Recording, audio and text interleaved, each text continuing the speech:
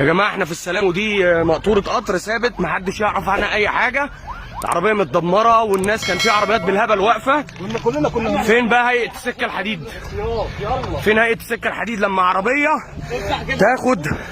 تاخد مقطورتين قطر وتطلع من عند المزلقان لحد المسافه دي كلها بالمنظر ده؟